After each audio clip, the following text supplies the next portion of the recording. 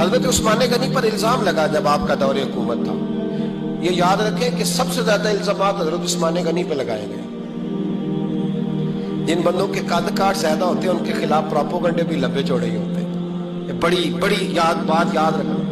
کہا گیا کہ حضرت عثمان لوگوں کو نوازتے بڑا ہے، بڑا دیتے ہیں حضرت عثمان غنی. تو حضرت عثمان غنی فرمایا کرتے تھے حکمران تو میں آج بنا ہوں تو میں تو پہلے بھی بڑا دیتا تھا، وہ کس خزانے سے دیتا تھا؟ آپ جواب دیا کر. دیکھیں ذرا، لاکھوں لوگ حج کرنے آتے تھے پر حضرت عثمان غنی حج کرنے جاتے تو اعلان کر دیتے کہ کوئی حاجی حج کے موقع پر آ کے کھانا نہ پکائے، سب کو کھانا عثمان غنی اپنی جیب سے دیا کرے. مینا میں لنگر کھانا ہوتا تھا حضرت عثمان غنی کا، مینا میں. فرماتے تھے کھاؤ حاجیوں جتنا کھا سکتے ہو. اور پھر حضرت عثمان غنی کا اعلان تھا، خدام کو کہتے تھے میں آخر میں کھاؤں گا، پہلے میرے سارے آنے والے حاجیوں کو کھلایا جائے.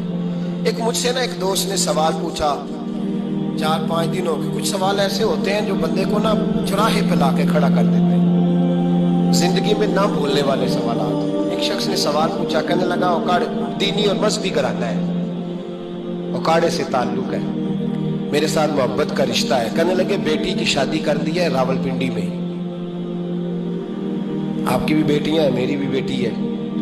بیٹی کی شادی کر دی ہے راول پنڈی میں. اب بچی چند دن رہنے آئی ہے. پوچھنا یہ ہے کہ نماز پوری پڑے گی کہ قصر پڑے گی؟ تو وہ میرا تو اس نے کام کر دیا، حد ہو گئی. رو رو کے برا حال. میں نے کہا یار تو بند کر دے فون، رات کو بتاؤں. کیا پوچھ لیا یار؟ بیٹی مسافر نہیں ہوتی، بیٹی تو مہرانی ہوتی ہے باپ کے گھر کی. بیٹی مطلب کیسے بتاؤں کہ دل کرتا ہے کہ بیٹی وہ صرف ہنسے، وہ روئے کبھی نہ. یہ دعا ہوتی ہے. تو نے اتنا بڑا سوال کیوں کیا؟ بہرحال علماء کو کچھ چیزوں کے جواب دینے پڑتے ہیں. میں نے کہا میں رات کو بتاؤں گا. رات کو پھر فون آیا کہ آپ تو بڑی جلدی جواب دینے کے عادی ہیں تو دیر کیوں کر دی؟ تو میں نے کہا یار جواب تو میرے پاس تھا لیکن ہمت نہیں تھی ابھی. تو میں نے کہا کہ اگر تو بیٹی آئی ہے والد کے گھر میں اور ابا جی کا پروگرام ہے اسے جائیداد میں سے حصہ دینے کا تو پھر تو بیٹی نماز پوری پڑے گی. لیکن اگر ابا جی نے علیحدہ کر کے انگوٹھا لگوانا ہے تو پھر بیٹی مسافر ہے. اگر ابا جی نے اس کو علیحدہ کر کے انگوٹھا لگوانا ہے نا کہ دے دے بھائیوں کو، خیر ہے تیری شادی پہ خرچہ کر دیا ہے.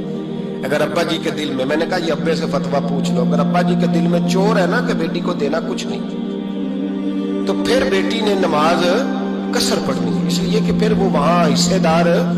اس کی دلیل حضرت عثمان غنی رضی اللہ تعالیٰ عنہ حج کے لیے تشریف لے گئے تو لوگوں نے حضرت عثمان غنی سے کہا کہ نبی پاک بھی قصر نماز پڑھتے تھے، حضرت عمر بھی حج کے موقع پر قصر پڑھتے تھے، ابو بکر بھی، آپ کیوں پوری پڑھتے ہیں؟ فرمایا ان کا مکے میں گھر کوئی نہیں تھا، میرے تو پورے کے پورے باغ ہیں، تو میں یہاں مسافر نہیں ہوں، میں یہاں مقیم ہوں. تو اگر تو بیٹی کا حصہ بھی ہے ابا جی کے گھر میں تو پھر وہ نماز پوری پڑے گی. لیکن اگر ابا جی نے اللہ تعالیٰ خیر فرمائے بیٹوں کے حق میں فیصلہ سنا دیا ہے اور انہوں نے بیٹی سے کہہ دیا ہے کہ چھوڑ، جو بیٹیاں حصہ لیتی ہیں ان کے بھائی نہیں ملتے تو نہ ملے بھائی، کوئی حرج نہیں.